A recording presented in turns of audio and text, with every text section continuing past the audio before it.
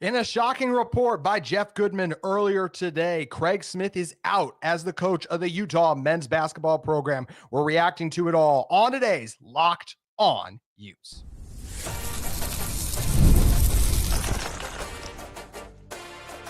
You are Locked On Utes, your daily podcast on the Utah Utes. Part of the Locked On Podcast Network, your team every day. Hello, everyone, and welcome into this very special edition of a live episode of Locked On Utes. My name is JT Wistersill, former intern inside the University of Utah Athletic Department. Today's live episode is brought to you by our great friends at FanDuel. Right now, new FanDuel customers get $150 in bonus bets if your first $5 bet wins. On today's show, only one thing on the agenda, talking about the shocking news, and I do think this qualifies as shocking because of the timing of it, that Craig Smith is out at Utah. I am genuinely stunned. I did not think that this was going to happen now. Early on, or just in general, of course, a few weeks ago, we're like, yeah, this is inevitably going to happen at the end of the season, just based on how everything is trending. It didn't seem like Craig was going to be Utah's coach in the 25-26 season. But for this to happen 2 weeks, and not even 2 weeks, and barely even over a week after you beat Kansas, and not even a week since you beat Kansas State, is incredibly shocking. And I do disagree with the timing. I think he deserved the opportunity to finish out the rest of the season. I understand you want to get a jump on the cycle, start to look for the next guy. I totally get that. I felt like this team was doing enough to justify, let's keep it together till the end of the year. And then when the full picture that is the 2025 or 24-25 Utah basketball season has been painted, then you make the decision to move on or not. Because he got the big win against Kansas and Kansas State. And this is the biggest reason I would just believe he deserved till the end of the year. He has this team as 10th right now in the Big 12. They are not 16th as they are picked to be. They were 10th. They were doing better than they were projected to be. Disappointing loss to UCF?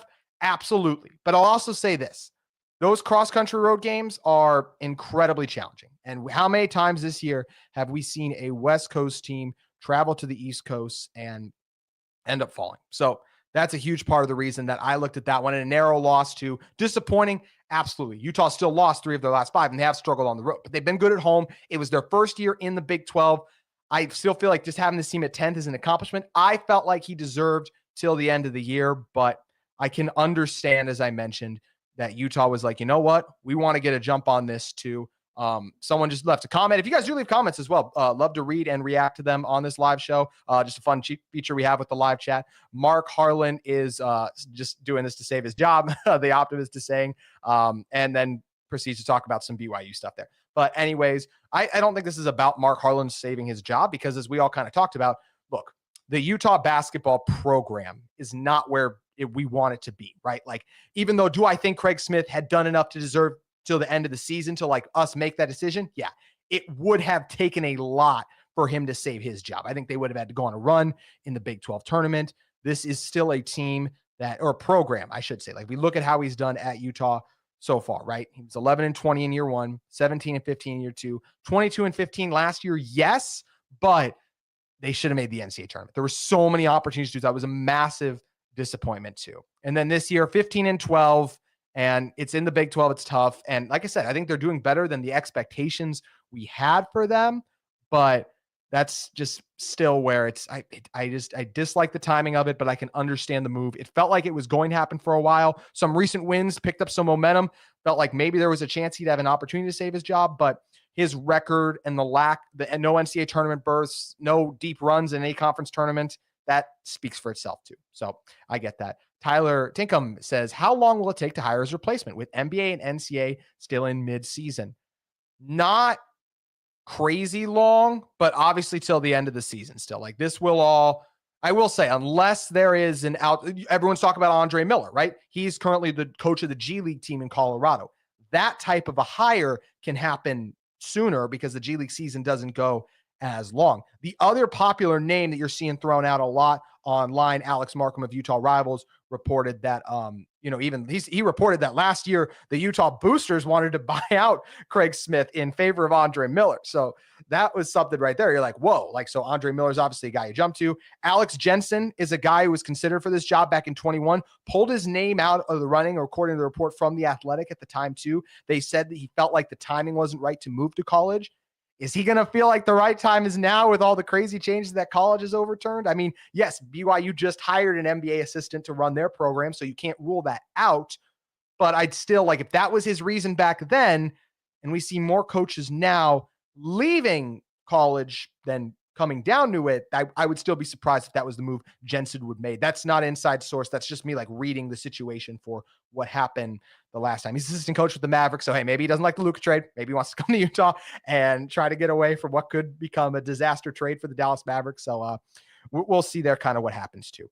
As for why Utah moved on from Craig Smith, like now too, I think there was a couple of interesting reasons. I thought that Josh Grant, who was on ESPN 700, a former Utah player, had made a really interesting point. I would encourage you guys to check out that interview that's posted by ESPN 700 too, if you guys get a time, where he said that Craig Smith did not listen to the former players who have been successful at Utah that wanted to help do things to help this program succeed. He wasn't taking their input. That was what Josh Grant had said. So that's obviously something. It's been reported as well, and I've actually even heard this. Craig Smith did alienate some boosters, so rub some people the wrong way. I mean, hey, that just goes along with the Markham report we already read earlier about them. Some boosters wanted to move on to hire, I just totally blanked out his name. Hire Andre Miller, of course, a Utah legend who was a part of the best. Andre Miller and Alex Jensen, both Utah legends. I mean, part of the most successful Utah teams ever that made the Final Four. I mean, when you talk about Miller, that's a WAC player of the year. Jensen was a guy who was incredibly successful at Utah too, who just became a key part of this Utah team's success. Another comment The Optimist said, Craig Smith is a great person and he did much better than expected. In some ways, yes. In some ways, no. I think this is where it's a very interesting conversation, right? Because there's also been a lot made, and I've said this before on my show in the past too.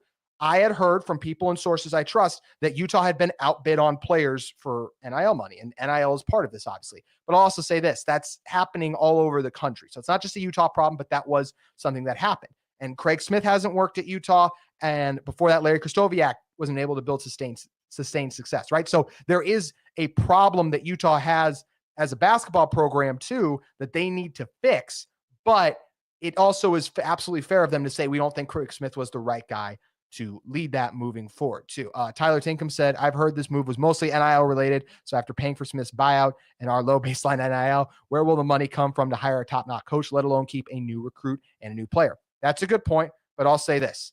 Not just NIL, but the new revenue sharing that's going to be coming in. That plays a huge factor in all of it. It's going to be $20.5 million that Utah has access to now. That's not hiring coaches as much. It does come from the department, so it could play a role somewhat in that, I guess. But the fact that Utah is now going to be able to up their NIL resources from the money that they themselves as a university can pour into this, that's also a big deal. That is definitely something that is going to increase Utah's NIL. Now, the other brands and schools can do that too, right? So now it becomes the game of who wants to invest more in the different sports.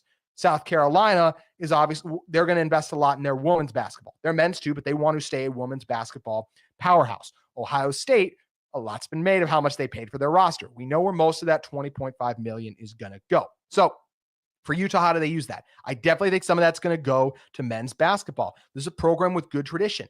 It's been proven you can win at Utah in the past. Can you win at Utah in the NIL era? I believe so. That's what we have to wait and see. Craig Smith wasn't able to do so. Can the next coach? I think there's definitely a chance that he can because of the revenue sharing, upping NIL there. If you hire an Andre Miller, that generates a lot of excitement too. So I got to then also believe you will see fans, donors throwing their support behind Miller, which will also lead to an increase in NIL. I also don't want to make this just about NIL. I like Craig Smith. I think he deserved the chance to finish out the season. If he went on a run, I would have been a proponent, as you can go back and watch last week, of Utah potentially keeping him, saving the buyout money, and seeing him build his roster. Craig Smith's a good basketball coach. He won at Utah State. He's won everywhere he's been except for Utah. but it is clear it just didn't work at Utah. Part of that's on him. Part of that is on the school. Like whenever there's a failure, everyone's involved, but the person who's leading that program, Craig Smith, in this instance, is going to catch most of the blame for why. And I do think a lot of that was fair, as I mentioned too. I think he was a good coach.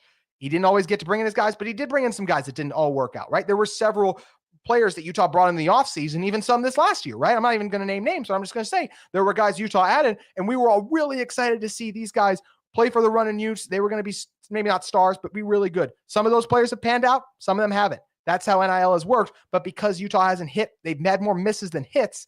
That's why they find themselves in this position. That's why they weren't able to make the NCAA tournament at all with Craig Smith at the helm. They weren't going to make it this year too, even though they were surprising expectation. Ulicole, I believe is how it's pronounced. Alex Jensen will be the next head coach. Book it. The only reason why Smith was fired now is that so Utah can work on retaining the best players on the team. Potentially, but I will say Smith recruited those guys. When you choose a school, 9 out of 10 recruits go to that school because they're sold on the vision by the head coach. So you're going to play for that coach more times than not. So a lot of these guys who came to Utah came to play for Craig Smith. The coach that's going to come in, yeah, you want to be able to retain him. I mean, Craig Smith was able to keep Brandon Carlson, right? Like that was a huge thing. And not all of these guys that are having success at Utah are going to leave. I mean, Ezra Asar is a guy I would love to see come back to this Utah program, right? So there's a couple of guys that they have. Obviously, Gabe Madsen will move on for eligibility, but there's a lot of guys that I think could still end up coming back for this team. But as in, like, that's the reason they did it. I don't know if I necessarily agree with that because a lot of these guys came for Craig Smith. Ulico also comments, were Utah wait until the end of the season, all players would be completely gone. Maybe. I mean, that's also how college football, basketball, whatever. Like there is so much movement in the portal too that you do see these things just often happen anyways, that you see coaches move on and then, or whatever happens, and then players move on. Jacob Rivera, this was strategic. I think the plan this entire time was to fire Craig. If somehow the Utes go on to beat Arizona and BYU, firing Craig would have been awkward. You have to bring in a legacy guy now. I do think that's where Utah's going to go. We already talked about some of the reports about looking at Andre Miller in the past, that we know for a fact they wanted Alex Jensen to be in it to the wire back in 21 until he took his name out. I would be surprised if it wasn't a Utah guy. I think it will be a wide and expansive search. And just because I don't love when programs do this, I think it can work because you know they love the university. But just because you hire the legacy guy doesn't mean it's going to pan out, right? I mean, it's only year one for Sharon Moore, but I know he beat Ohio State, so they were in Alabama at the end, so they remember that more fondly. They weren't even in the discussion for the college football playoff. So that's an example. And I should say that's more promoting within, but there's been plenty of legacy hires that haven't always panned out.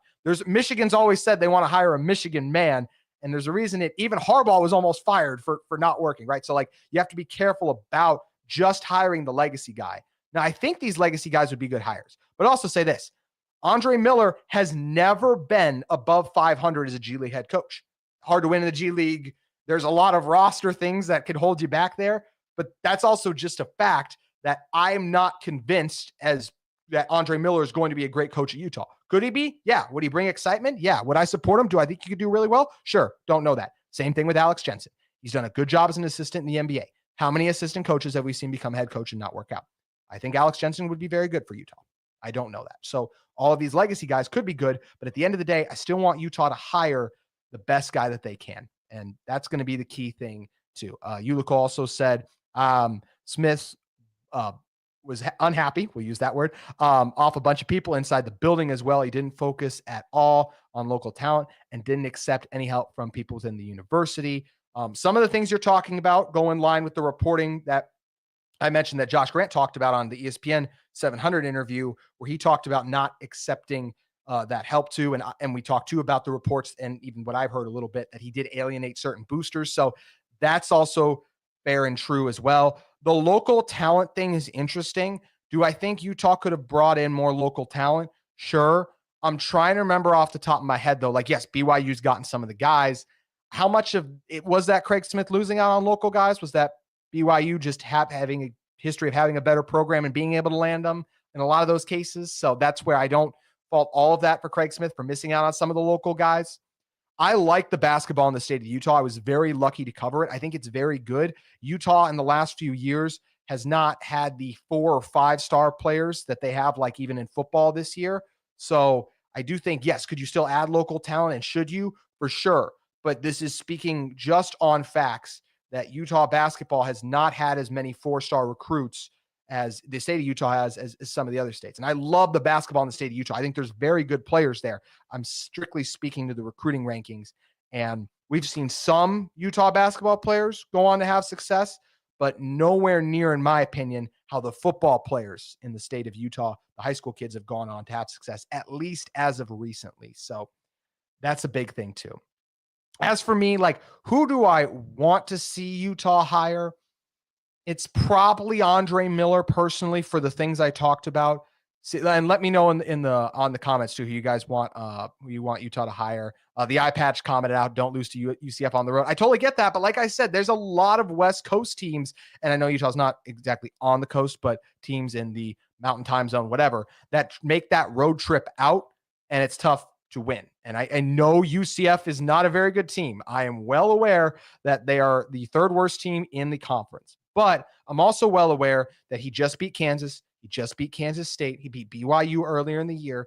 He has some good wins on the season. So I do think he deserved the opportunity to finish out the season and go on a run that could have potentially led to him keeping his job. I think he earned that opportunity, but I understand why he wasn't given to do it. Why he wasn't given that job to Jacob Rivera. I said Andre Miller as well as a guy I'd be a look at.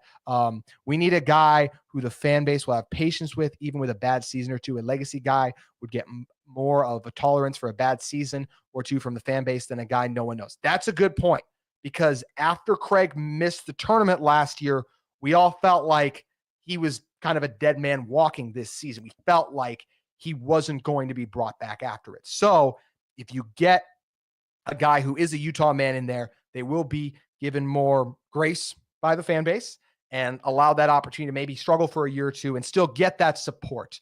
Continue to make the Huntsman Center a great venue that has potential to be. Keep the curtains back. I know that's always the thing, right? The curtains are out, but let's keep the curtains back. If you bring in a legacy hire, this program needed excitement, and there's no question that a new coaching hire will bring that. Craig Smith, it just wasn't, the excitement wasn't there.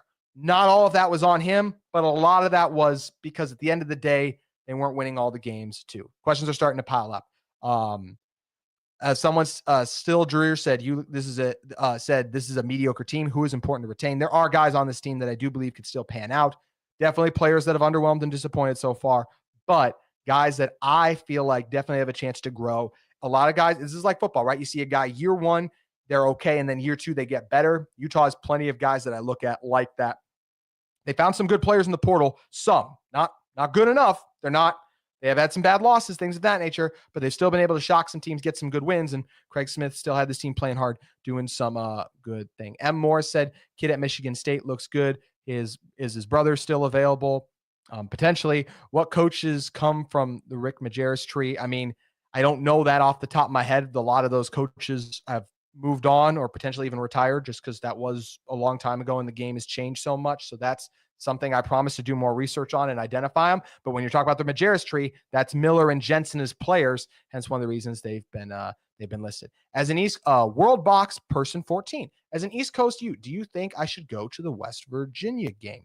As an East Coast Ute, well, that game is going to be in Salt Lake this week. So I want to confirm that because, yeah, they did play at West Virginia. They lost at West Virginia 72-61. And then coming up on Tuesday, March 4th, they'll host West Virginia. I would still encourage the fans to go, just like I would encourage you to keep tuning into this, because we have a surprise guest. It's my good friend, Jake Hatch, host of Locked On Cougars. Hold on. To join what? Did I get in the wrong chat room? What's going on here? Why am I? Oh, you did not get in the wrong chat room. You were a good friend because I asked you to come on and you decided to jump in. So appreciate you joining the party. Before we got our squad show in a little bit too, to let everyone in behind the curtain. We'll get back to your guys' questions in a moment. Jake, your reaction to the news earlier today? Surprised, quite honestly, because the biggest deal is this is 4 games to go in the season. They have a plus 500 record. I just don't get why you'd pull the curtain out from underneath. Don't talk about curtains. What are you doing? Don't bring up curtains on here. That was actually, I didn't mean to use that, but it actually worked perfectly. But the bigger point to be made is, why do you go into a new league with a head basketball coach and then don't even let him finish his first season? I've got a few issues with that, because it feels like you have short-circuited seeing what might have happened. I agree with that, especially. Like, I don't know why. Well, we can put it together, just getting a head start early, but I felt like he deserved the opportunity to finish out the season. The fact that this comes less than 2 weeks after you beat Kansas and Kansas State, the fact that they are 10th when they were projected to finish 16th is what bugs me. And I think it's unfortunate.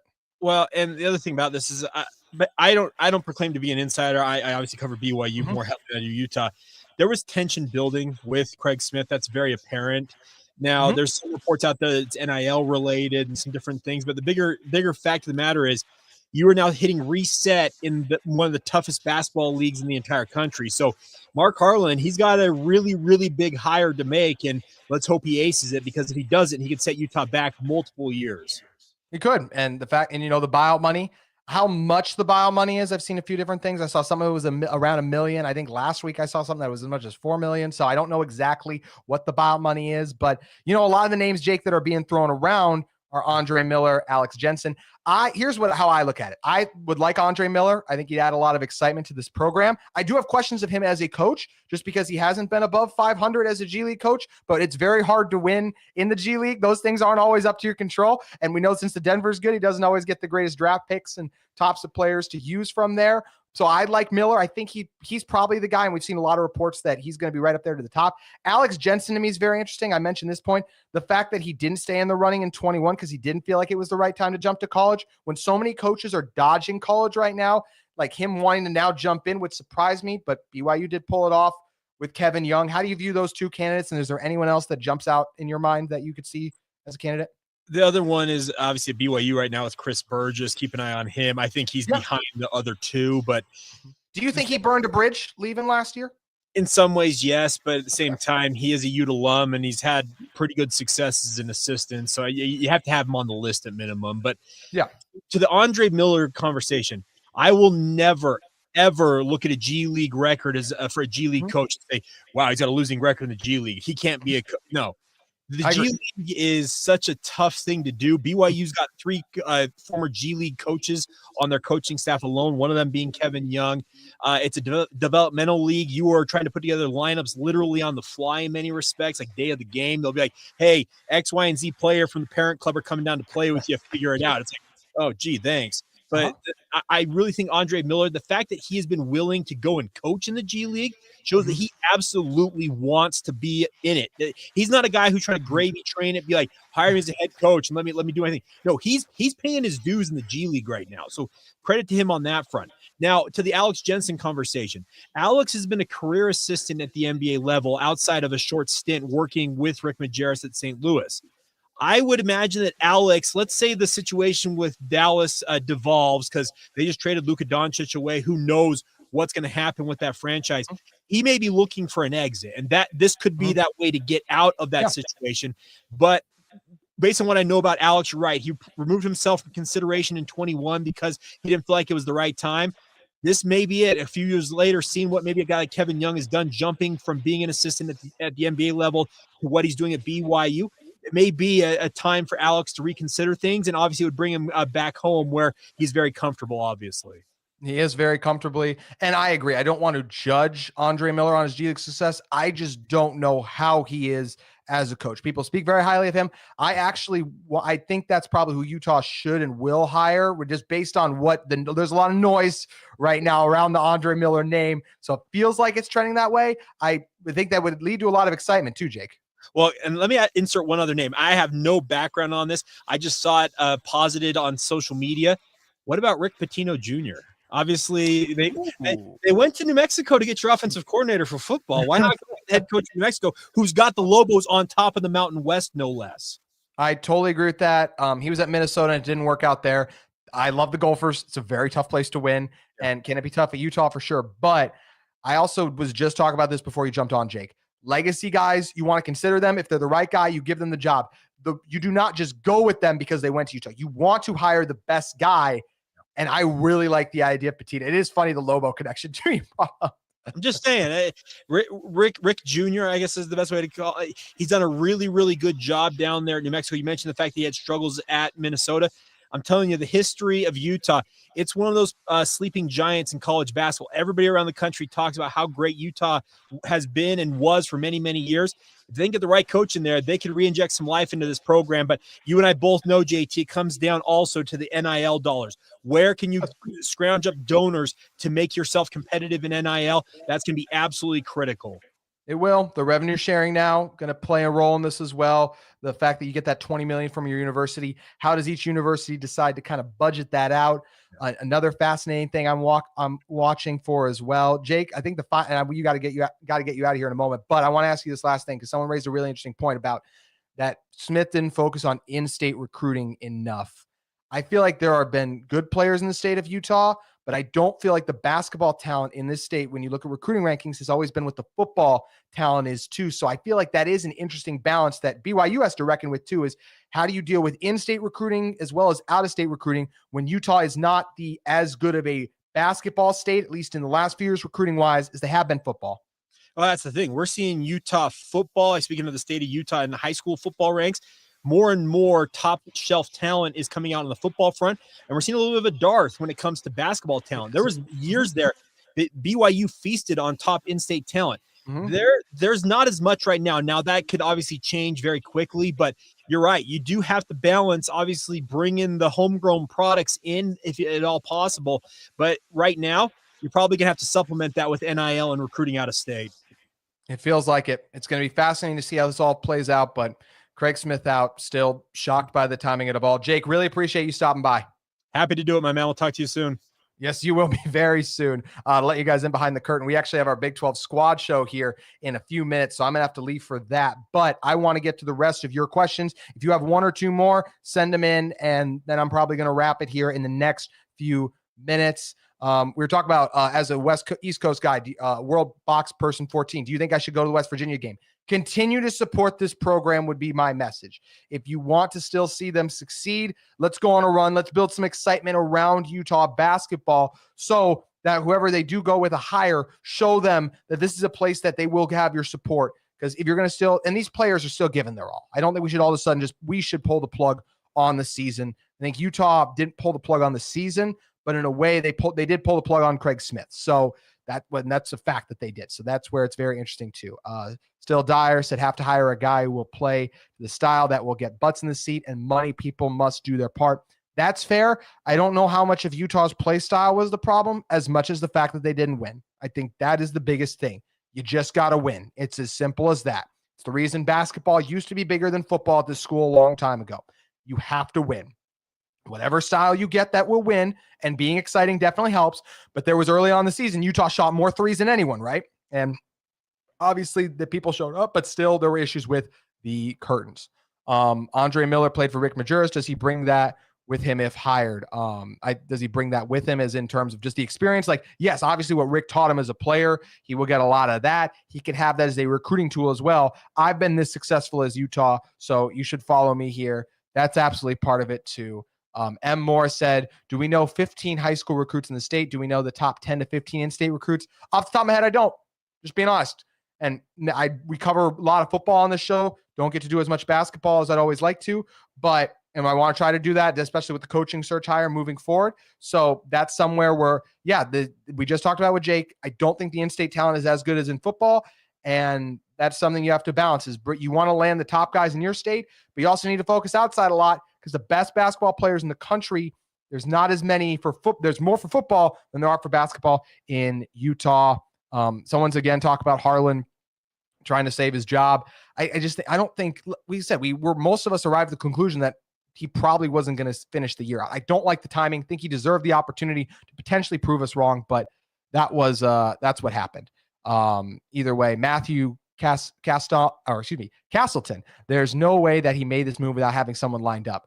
Potentially conversations, but also just might not have liked it, and I don't know how all that would work either. Also, I don't know if this is true, but I heard the Mavericks didn't extend the contract if there's assistant at the end of the season, so my money is on Jensen. That would make, if that's the case, I don't know that would make a lot of sense too. The eye patch, I like the Miller option, but can he recruit? We don't know. He's never dealt with college kids, but I do think he definitely has a chance to as well. Someone said Kohler kid needs a look. Yeah, that would be someone. Oh, if you mentioned him, yeah, the Michigan, when you were talking about the Michigan State guy, that's who you're referring to. I just blanked at the moment. Yes, absolutely a guy I would go in on and support too. We have to continue to invest in our men's basketball program, adding staff and increasing compensation and significantly enhancing NIL opportunities, and our investments will only grow. That is a direct quote from Mark Harlan's statement he put out, and one I absolutely agree with too. That Utah needs more investment. The university, they get to invest more money. Fans need to continue to pour in NIL. If it's on us as well, I count myself in as a Utah fan. If we want to see Utah basketball grow, that's where we also have to contribute and help them land the top players too. Last one from the eye patch, met some new West Virginia fans and meet some new West Virginia fans and be an ambassador for Utah Athletics. Talk about attending the game. Once again, I think everyone should go and support the Utah basketball team the rest of the way. Show whatever coach is going to come in that this is a fan base that's hungry, that wants to win, that will throw their support behind whatever coach comes aboard. So I would encourage everyone to continue supporting this program down the stretch. This team, I don't think Craig Smith should have been fired this early. I said that this team has a chance to still do some special things, get some big wins along the way, maybe upset some teams in the Big 12 tourney. Their interim coach, Enert, he was the former West Virginia assistant coach, and then he became the head coach last year when the whole Bob Huggins thing went down. So he has some experience. This team could come together and upset some teams. I'm still excited to see how they close the year. It's been a fun ride all year long. We'll finish with Craig Smith, and now the race gets crazy. And final question I'll take here in a second. And the whole hiring process is obviously going to be crazy, but it's going to be interesting to see how this one comes to a close. I disagree with the timing and the decision, but it comes in here. Big 12 fan, Utah has surprisingly done quite well in basketball this year. Surprising that, well, the reason they move on, Big 12 fan, is just has overall didn't feel like the program was moving in the right direction. That's what it sounds like too. Do you think that other teams are also not trying to win? Castellon, by the way, I've supported them all season. Yeah, I'm not entirely sure what you mean by that, by the way. Tickets are $2. Go to the game. Jacob Rivera, that is a great point. It's really cheap. Go to the game, support the team if you guys can. And hopefully Utah will be able to do some things as the year winds down. It's been a fun year, a fun group to cover. Craig Smith not here. We got a coaching search coming up, and we'll be covering this even more all week long on Locked On Utes, so make sure you guys keep it there. Thank you so much for joining this special live Locked On Utes edition. If you excuse me, I'm going to go mess with Drake Toll and the Locked On Big 12 squad. Look forward to chatting with you all on tomorrow's show. We're going to continue to cover what is going on with the Utah men's basketball program after the surprising dismissal of Craig Smith. Have a great Monday evening, everyone, and thank you for listening to this live edition of Locked On Utes.